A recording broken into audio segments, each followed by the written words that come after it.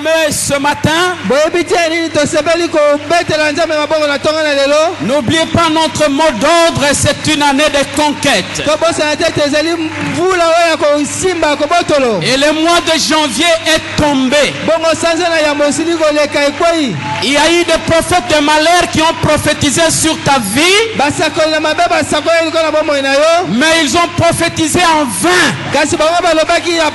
De même que le mois de janvier est tombé, nous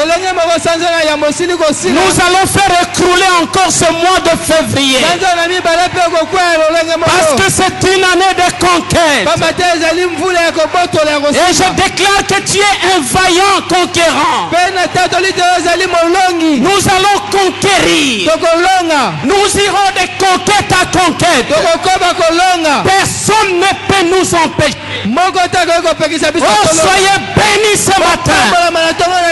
Oh, je dis soyez bénis ce matin. C'est comme le pasteur l'a dit, c'est un dimanche spécial. Un premier dimanche du mois de février. Pouvons-nous acclamer le Seigneur? Pouvons-nous pousser des cris de joie à ce Dieu-là? Oh, soyez bénis. Soyez bénis. Non, non, je dis soyez bénis. Recevez toutes les grâces divines. Au nom de... Merci.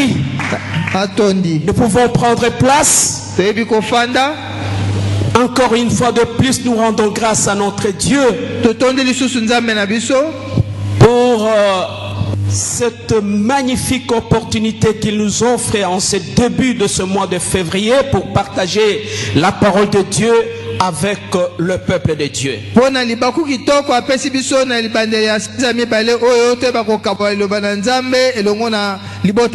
Parce qu'il n'y a que lui qui peut toucher le cœur de son serviteur pour nous faciliter cette tâche-là de communiquer la pensée de Dieu.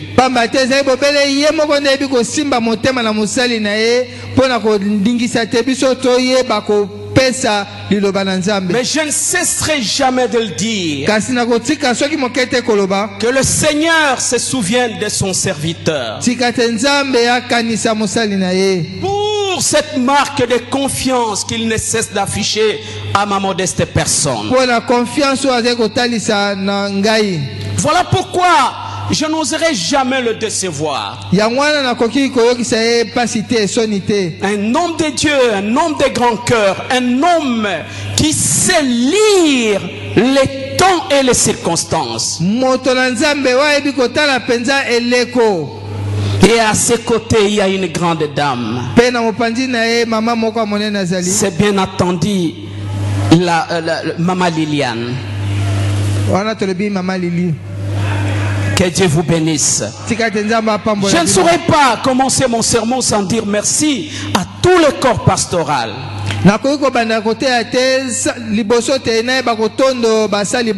C'est là qui font la fierté de notre pasteur. Ils sont au four et au moulin pour soutenir cette vision. Que Dieu vous bénisse. Et vous également, peut-être vous êtes venus pour la première fois. Peut-être le dimanche passé vous étiez absent en péché, mais vous êtes venus ce matin. Laisse que le Seigneur puisse vous bénir.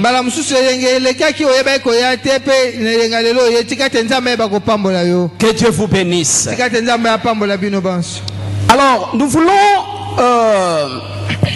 faire une lecture. Nous allons faire la lecture de 3 passages bibliques.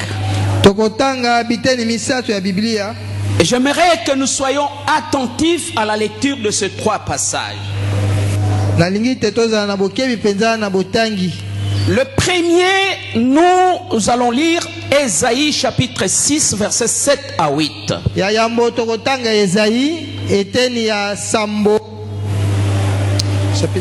chapitre 6, verset 7 à 8. Il s'agit là de la vocation d'Ésaïe le prophète. Ésaïe chapitre 6, verset 7 à 8. Et de moi quand même, parce que moi je fais trop de mouvements. Sur les bancs je suis vieux, mais ici je suis trop jeune.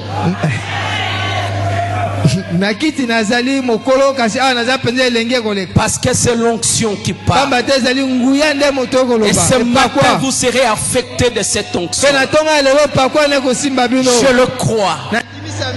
Alléluia. Amen. Vous y êtes? Nous lisons le verset 7 à 8 du chapitre 6. Ésaïe. Il en toucha ma bouche et dit: ceci a touché tes lèvres, ton iniquité est enlevée et ton péché est expié. J'entendis la voix du Seigneur disant: qui enverrai-je et qui marchera pour nous? Je répondis: mais voici, envoie-moi. Amen. Amen. Que la maman qui a dit Amen soit bénie au centuple. Surtout la dernière phrase: qui enverrai-je et qui marchera pour nous? Je répondis: mais voici, envoie-moi. Nous lisons également Matthieu chapitre 28. Matthieu chapitre 28 du 16e verset jusqu'au 20e. Nous lisons au nom de Jésus. Les 11 disciples allèrent à Galilée sur la montagne que Jésus leur avait désignée. Quand ils les virent, ils l'adorèrent.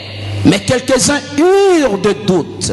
Jésus s'étant approché, leur parla ainsi: tout pouvoir m'a été donné dans les ciels et sur la terre.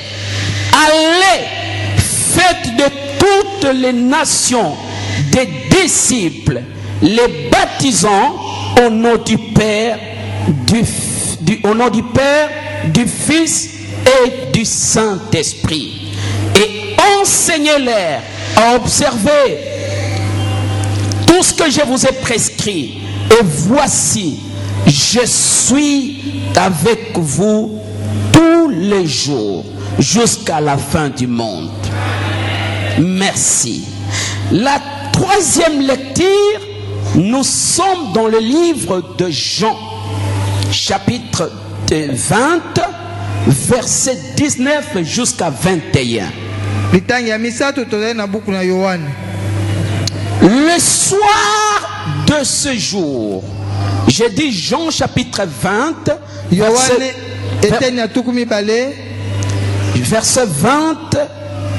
chapitre 20, verset 19 jusqu'à 21. Mais il s'agit là de l'apparition du Seigneur en l'absence de Thomas. Le soir de ce jour qui était le premier de la semaine, les portes du lieu où se trouvaient les disciples étant fermés à cause de la crainte qu'ils avaient des Juifs, Jésus vint, se présenta au milieu d'eux et il leur dit: la paix soit avec vous. Et quand il dit cela, il leur montra ses mains et son côté. Les disciples firent donc la joie en voyant le Seigneur. Jésus leur dit de nouveau: la paix soit avec vous. Comme le Père m'a envoyé, moi aussi je vous envoie. Point. Amen. Comme le Père père m'a envoyé, moi aussi je vous envoie. Pour votre mémoire. Vers la fin de l'année 2016, le pasteur a donné la ligne de conduite pour cette année. Le thème, c'est l'année de la conquête. Et l'année passée, le thème est encore là, c'était aller. J'ai beaucoup réfléchi sur la sagesse que Dieu a dotée à ton serviteur, à son serviteur. 2016, allez. 2017, il faut conquérir. En d'autres termes, allez. Non pas pour être des spectateurs ou des suiveurs de gens, mais pour conquérir. Quelle harmonie, quelle synergie. Oh, que Dieu vous bénisse, mon pasteur. Que Dieu vous bénisse. Une très grande inspiration. Ce matin, bien-aimés dans le Seigneur, nous allons parler de l'évangélisation. Nous allons parler de l'évangélisation. Mais le petit sous-thème de ce matin, ce que tu peux retenir ce matin, c'est ceci. Qui enverrai-je? La conquête que nous voulons faire à partir de ce mois, c'est la conquête des âmes perdues, qui est une nécessité et un impératif. Bien-aimé le Seigneur, quand tu rentres à la maison, on peut te poser la question de savoir qu'est-ce qu'on a prêché chez vous aujourd'hui. Le thème général, c'est l'évangélisation. Parce que j'ose croire que beaucoup vont parler sur ça. Mais ce matin, c'est une interpellation. C'est une petite question. Dieu pose la question. Qui enverrai-je? Qui enverrai-je? C'est pas moi de répondre à votre place. Oh, Dieu va faire du bien à quelqu'un ce matin. Nous pouvons acclamer le Seigneur. Bien-aimé dans le Seigneur, l'évangélisation est un impératif et une nécessité. Ce matin, je ne fais pas la prédication, mais j'enseigne, s'il vous plaît. Aide-moi à être connecté. L'évangélisation, c'est un impératif et une nécessité. Et quand nous disons que l'évangélisation est un impératif, nous faisons allusion à un caractère du commandement. À ce qu'il y a un caractère du commandement. À ce qui est impérieux, commandement est tinda, mitindo. À ce qui est urgent, à ce qui est absolument obligatoire,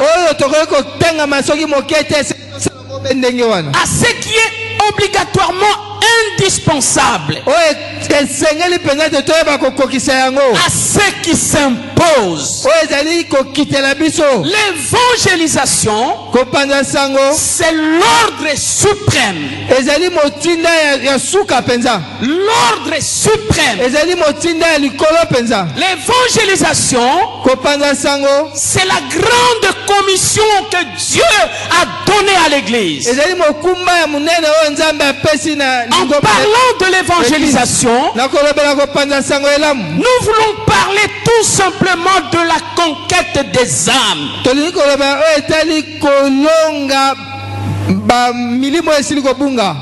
Nous voulons parler de la conquête des âmes. Nous voulons également parler de la grande moisson. Bien-aimés, nous avons commencé à faire des séries d'enseignements, des séries de prières pour conquérir notre mariage, pour conquérir la maternité, pour conquérir nos finances, pour conquérir peut-être notre poste.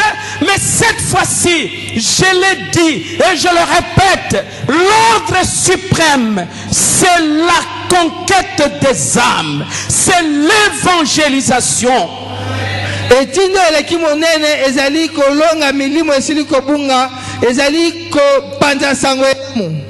Que Dieu vous bénisse. En vous proposant cet enseignement sur l'évangélisation, en vous proposant cet enseignement sur l'évangélisation,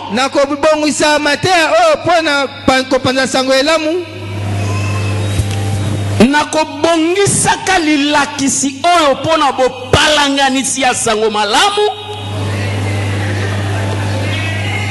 Amen. Amen. Amen. Que Dieu vous bénisse. Amen. Alléluia. Amen. Nakobongisaka, en proposant cet enseignement sur l'évangélisation, nous poursuivons quelques objectifs. Le premier, c'est de former les disciples. Pas des fanatiques. De former des disciples.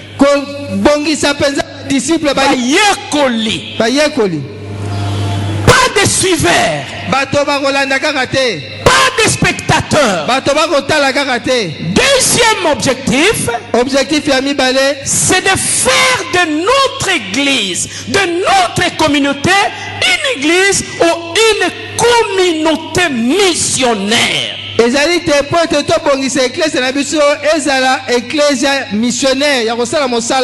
Alléluia. Amen. Troisième objectif, écoutez-moi bien. Et pour ceux qui écrivent, écrivez ça. Parce que le troisième objectif est très capital. C'est pour aider chaque croyant à maîtriser le besoin qu'ont les pécheurs et pour lesquels nous devons évangéliser.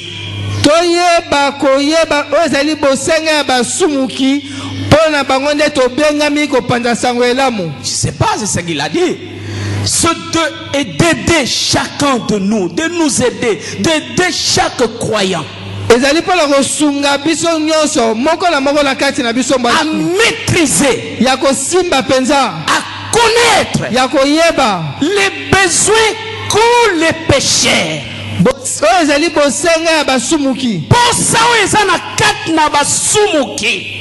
Et pour lesquels nous devons évangéliser. Tous ces pécheurs ont des besoins. Mais des fois ils ne comprennent pas. Que Dieu vous bénisse. Et pour terminer, par rapport à ces objectifs, c'est aussi pour promouvoir la croissance numérique de notre église. Vous avez entendu notre pasteur dire quelque chose de capital. Il a souhaité que nous puissions anticiper les choses en cherchant des chaises. Parce qu'il voit qu'il y aura beaucoup d'âmes que nous allons gagner. Mais où est-ce qu'ils vont s'asseoir? Voilà pourquoi nous devons anticiper les choses. Bien-aimés dans le Seigneur, je disais tout à l'heure que l'évangélisation, c'est l'ordre de Dieu. C'est l'ordre suprême.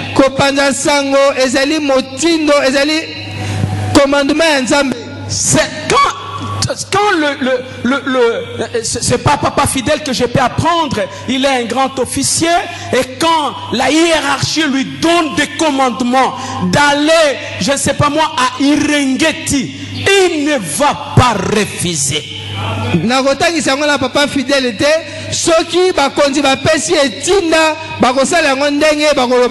si nous avons le commandant suprême qui est au-dessus de tout, c'est Jésus-Christ. Alléluia. Amen. Une année de conquête. Mais conquérir quoi?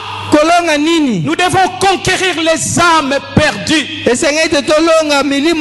devons gagner les londoniennes qui sont au bon marché, qui sont sur le long du boulevard. Nous devons gagner les chégués, nous devons gagner les députés, nous devons gagner les sénateurs, nous devons gagner les étudiants, nous devons gagner tous les fonctionnaires, nous devons gagner le pauvre, nous devons gagner les riches, nous devons gagner les professeurs, nous devons gagner les avocats, nous devons gagner les magistrats, nous devons gagner les impudiques, nous devons gagner les magiciens, nous devons les gagner.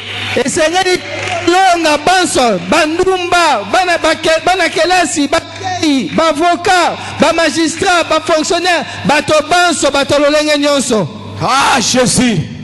Que Dieu vous bénisse. Bien-aimés dans le Seigneur, je sens mes entrailles se mouvoir à chaque fois que je vois les choses qui se passent. D'ailleurs, notre pasteur en a parlé le dimanche et même le vendredi passé.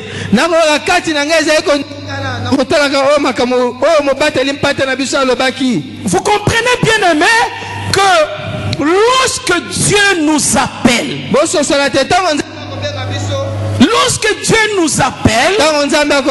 quand nous venons à lui, et si réellement nous avons donné notre vie à Jésus, c'est vrai qu'il va s'occuper de nous. Mais la première préoccupation d'un enfant de Dieu, c'est de gagner les âmes, de témoigner de Christ. J'ai beaucoup aimé les cantiques que mes enfants venaient de chanter tout à l'heure. Bien que je ne sais pas l'interpréter. Et c'est ce que la femme samaritaine a dit. Amen. Ngana zalaki molangu masanga. Ngana zalaki motone kobo. Ngana kota bonganga. Mais venez voir ce que Jésus a fait en moi. Amen. Amen. Oh, que Dieu vous bénisse. C'était une façon de préparer mon message. Voilà un orchestre ou un groupe qui comprend, qui est inspiré, parce que des fois ils ont préparé ça dans la prière. Bien-aimés dans le Seigneur, qu'est-ce que l'évangélisation? Qu'est-ce que l'évangélisation? L'évangélisation, c'est apporter l'évangile à quelqu'un. Apporter l'évangile de Jésus-Christ à quelqu'un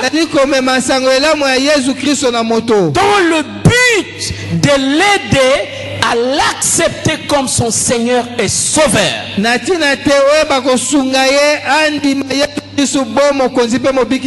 Qu'est-ce que l'évangélisation? C'est apporter l'évangile de Jésus Pas l'évangile des Graal, des Graal. Pas l'évangile de Kingani. Pas l'évangile dont on nous parle, le message de l'air. Le vrai message de l'air, c'est ce que nous vous annonçons ce matin. Pas l'évangile de quelqu'un qui est en Kamba. Très souvent c'est révoltant. Évangéliser, l'évangélisation, c'est apporter l'évangile de Jésus-Christ. Jésus qui est mort et ressuscité. Jésus qui est vivant. Parce que notre Jésus n'est pas resté dans le tombeau. C'est pourquoi nous devons apporter cet évangile-là. C'est pourquoi nous devons apporter cet évangile-là à quelqu'un dans le but de l'aider à l'accepter, à accepter Jésus-Christ comme son Seigneur et Sauveur. Nalingi motomoro a répété la définition en malam. Si quelqu'un a écrit, qu'il se lève, qu'il me lise ce qu'il a écrit. Aidez-moi rapidement s'il vous plaît. Nous enseignons. Oui papa, écoutez.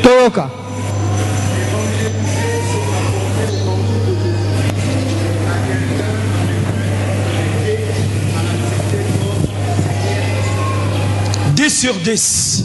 Nous acclamons très fort le Seigneur. L'évangélisation, n'allez pas dire aux gens que oui, dans notre église, ne parlez pas de la communauté, ne parlez pas de l'église, ne parlez pas de la manière dont les hommes de Dieu s'habillent, ne parlez pas de votre orchestre qui chante bien. Ne parlez pas de la manière dont nous sommes en train de construire notre église, dont nous sommes en train de construire notre temple. La première des choses est de tout simplement cette personne à accepter Jésus-Christ comme son Seigneur et Sauveur.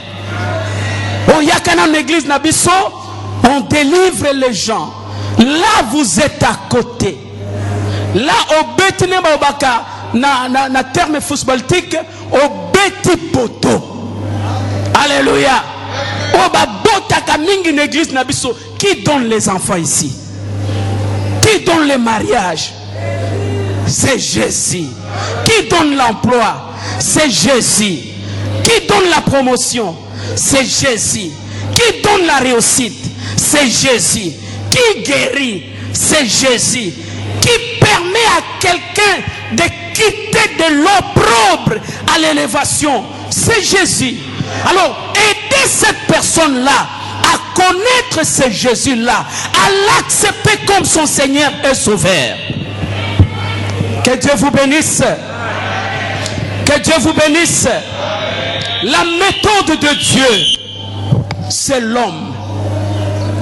Lolenge anzambe akosalela ezande moto. Amen. Dieu n'utilisera pas les arbres. Dieu va t'utiliser. La méthode de Dieu, c'est l'homme. L'église est appelée à jouer une part active dans l'accomplissement du plan rédempteur de Dieu.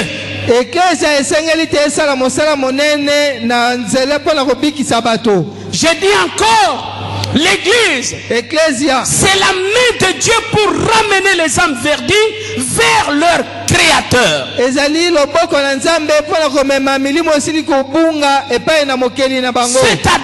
tel que nous sommes là, nous sommes la main de Dieu pour ramener les âmes perdues perdu vers son créateur, perdu dans l'alcoolisme, perdu dans le mensonge, perdu dans l'occultisme, perdu dans les avortements forcés. Nous sommes la main de Dieu. Voilà pourquoi, bien-aimés dans le Seigneur, vous qui avez accepté Jésus, quand vous allez commencer à témoigner, votre bouche sera la bouche de Dieu. Votre bouche sera la bouche de Dieu. Vos mains sera la main de Dieu. Vos pieds seront le pied de Dieu. Parce que dans cette mission, vous ne serez pas seul. Il vous accompagnera. Jusque là, je n'ai rien dit. Que Dieu vous bénisse. Une vraie église, c'est celle qui partage la même vision et qui porte le même fardeau que Dieu concernant l'évangélisation. Une église qui fait l'affaire de Dieu son affaire. Une église qui fait l'affaire de Dieu son affaire. Et là, bien entendu, je parle de l'évangélisation. Dieu aussi fera de tes affaires les siennes. Église oza s'occuper na makambo nzambe. Amen. Église oza s'occuper na kosakola sango malamu na ko gagner ba âme nzambe pe a s'occuper na ye. Église wana. Amen. Que Dieu vous bénisse. Nous continuons. Je voudrais dire comme ça. Bref, gagner les âmes pour Christ. Retenez bien, c'est un impératif. C'est une urgence. Étant donné que le retour de Jésus est imminent. Jésus revient. Il est nécessaire d'obéir à cet ordre. Que Dieu vous bénisse. La question que nous voulons nous poser ce matin est celle-ci. Pourquoi devons-nous évangéliser ou conquérir les armes? Alléluia. Amen. Pourquoi? Regardez-moi. Pourquoi devons-nous évangéliser? C'est pour deux raisons fondamentales. Deux raisons. Peut-être tel que tu es là, tu dis, bon, moi je viens à l'église, je donne mes dîmes, je donne mes offrandes, moi je suis chantre, moi je suis ancien, moi je suis diacre, je suis ceci, cela. Mais bien aimé, il y a une question. Et retenez bien les réponses à cette question. Pourquoi devons-nous évangéliser? Pourquoi moi qui suis ancien, moi qui suis pasteur, j'ai un titre à l'église, pourquoi dois-je aller encore à la cité évangéliser? La première réponse, c'est parce que Jésus a ordonné à ses disciples d'évangéliser. Je pensais que l'église entière dira Amen. Jésus a ordonné. Lorsque nous avons lu le livre de Matthieu chapitre 28, il a réuni tous les disciples. J'aimerais vous dire que ce message est d'actualité ce matin. Nous sommes aussi les disciples de Jésus. La première raison fondamentale, c'est parce que Jésus lui-même a ordonné à ses disciples. Allez partout dans le monde. Allez au Kasai. Allez à Bandundu. Allez au Congo central. Allez au Nord Kivu. Allez au Sud Kivu. Allez à Maniema. Allez au Sankuru. Allez au Nord Ubangi. Allez au Sud Ubangi. Allez à l'Équateur. Allez en Chine. Allez à Dubaï. Allez partout dans le monde. Faites des nations, faites de toutes les nations des disciples. Cela n'est pas l'apanage du pasteur. Nous sommes tous impliqués dans cette mission. Alléluia. Amen. C'est pas seulement l'apanage du seul pasteur. Le plan de Dieu a toujours été d'avoir un peuple qui lui appartient. Le plan de Dieu a toujours été d'avoir un peuple qui lui appartient. Il désire que tout le monde se répande et se tourne vers lui. C'est ce que la Bible nous dit dans 2 Pierre chapitre 3 verset 9. 2 Pierre chapitre 3 verset 9. La Bible dit ceci.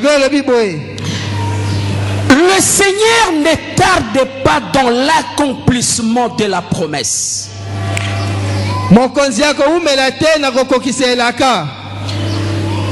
Mais il use de patience envers vous. Et ne voulant qu'aucun périsse, mais voulant que tous arrivent à la repentance. Tous arrivent à la repentance. Tous arrivent à la repentance. Même les sorciers. Même les criminels. Que Dieu vous bénisse. La Bible nous dit dans Luc chapitre 19 verset 10 pardon. Et c'est ça même le thème central, le thème principal de l'évangile de Luc. Jésus dit que la Bible dit que Jésus est venu chercher et sauver ceux qui étaient perdus. Le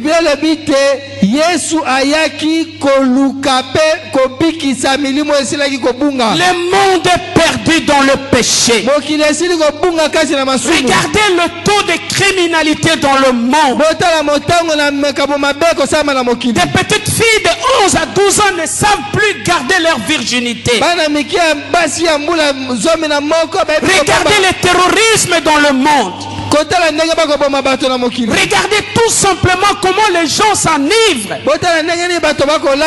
Bref, il y a une dépravation de mœurs qui ne dit pas son mot.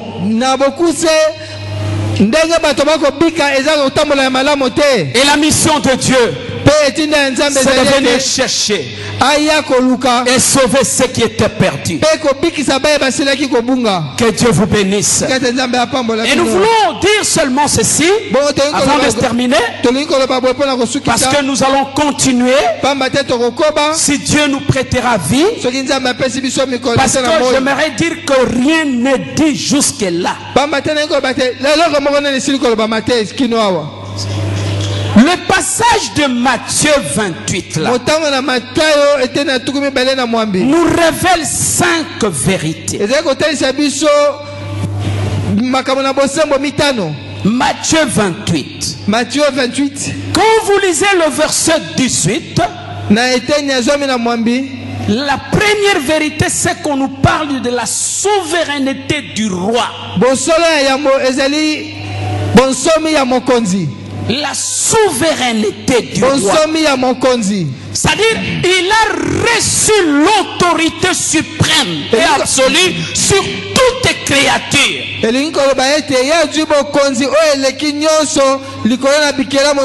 Et cette autorité-là, il nous l'a donnée. N'ayez peur de qui que ce soit.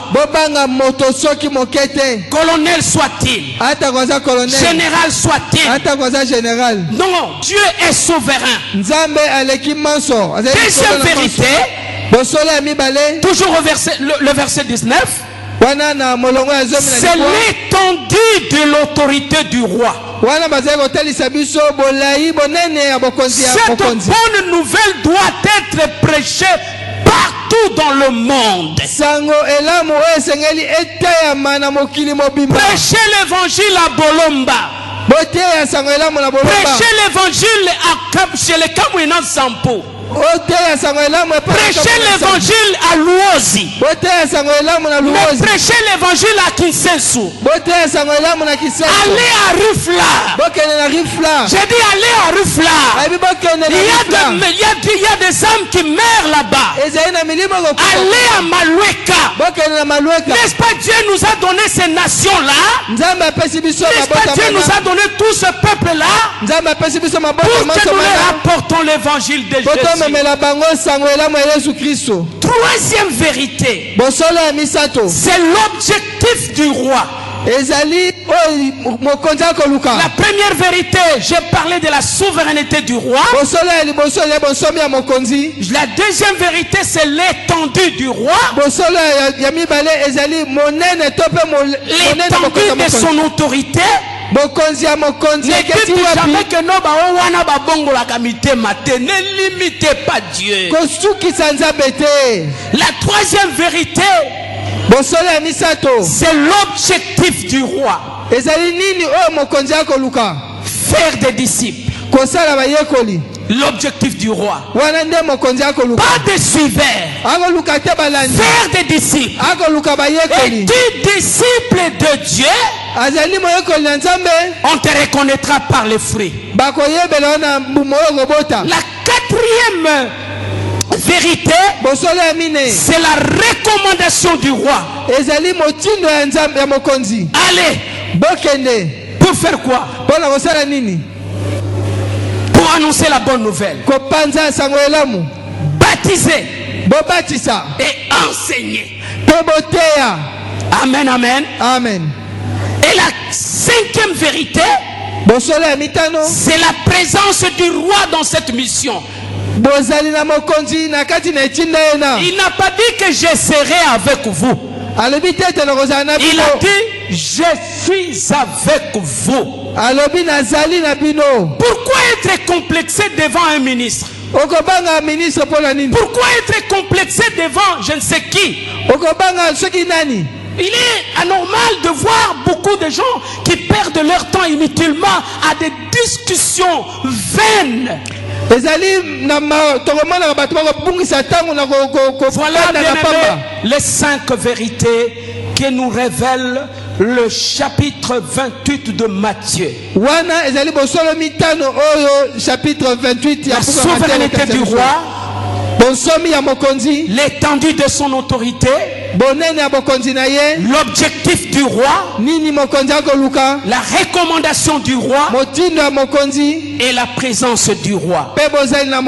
À Moïse, il a dit maintenant, va, je t'enverrai auprès de Pharaon. Il y a des pharaons partout. Des occultistes. Ne les craignez point. Cette année c'est une année de conquête. Va, je t'enverrai auprès de Pharaon. Tu feras sortir d'Égypte mon peuple, les enfants d'Israël. Tu feras sortir ta famille de l'occultisme. Tu feras sortir ta famille de cette pauvreté criante. Mais à la seule condition, va et annonce la bonne nouvelle. À Gédéon il dit, va avec la force que tu as et délivre Israël de la main de Madian. Quelle force avait Gédéon? C'est la force du Saint-Esprit. Je prie au Seigneur de souffler sur toi ce matin, comme il avait soufflé sur ses disciples, et au sortir d'ici, tu peux parler de Jésus dans les taxis, tu peux parler de Jésus au campus, tu peux parler de Jésus dans votre étalage, tu peux parler de Jésus dans ta pharmacie, tu peux parler de Jésus dans ta boutique, tu peux parler de Jésus partout. Oh Jésus, merci. Je me souviens beaucoup du témoignage accablant de notre sœur et notre chère maman Néné. Ma première fois de voir le pasteur Guy qui était venu de l'Europe, il a témoigné que si je suis devenu ce que je suis aujourd'hui, si il y a quelqu'un qui m'a amené au Seigneur, n'est-ce pas, c'est une fierté pour cette maman? N'est-ce pas, c'est une fierté pour cette église? Amen, amen. Mais toi, qu'est-ce que tu fais? Je me limite par là.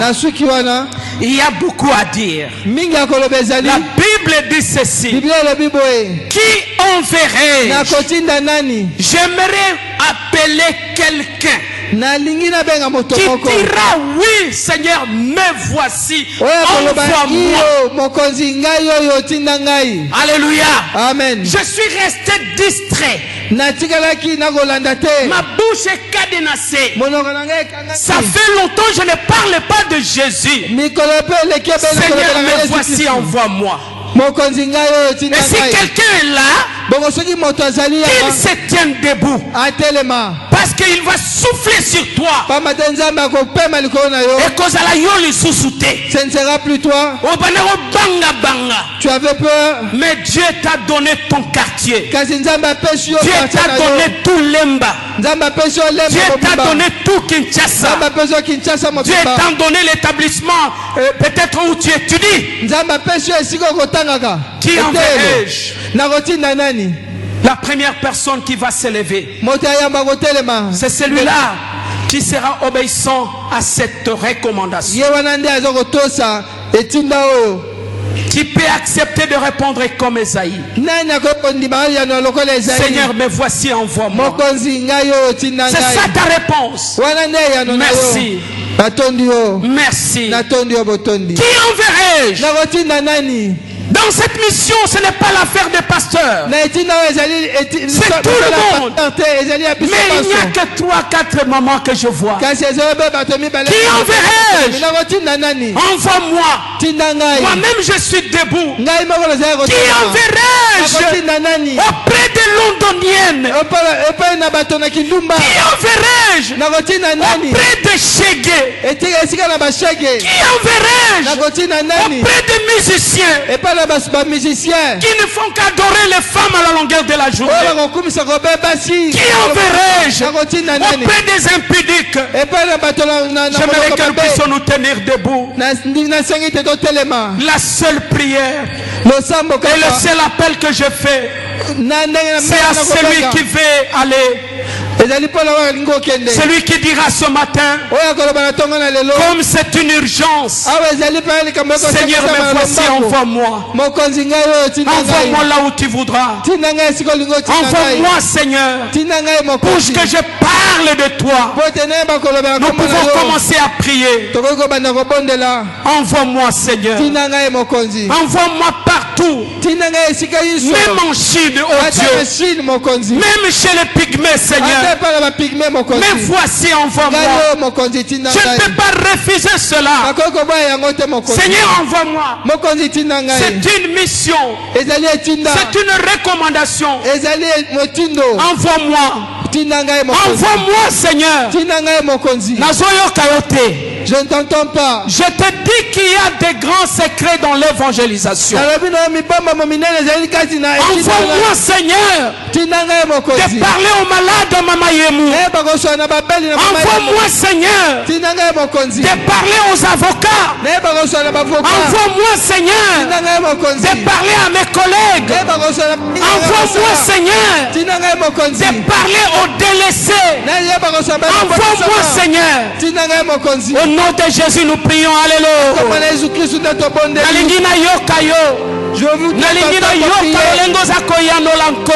Je voudrais t'entendre prier.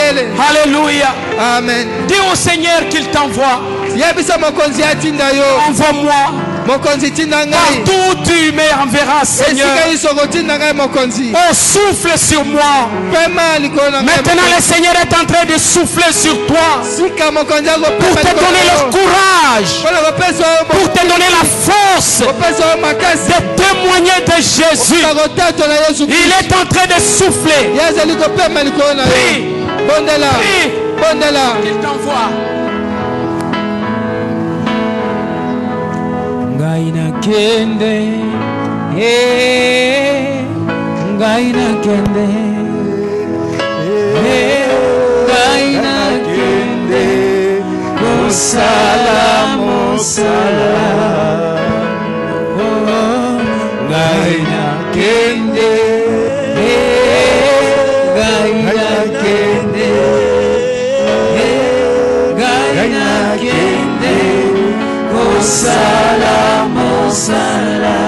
Yesu abenginga, Yesu abenginga, ngaina zimi.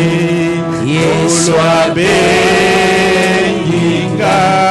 ngaina zimi. Yesu abenginga.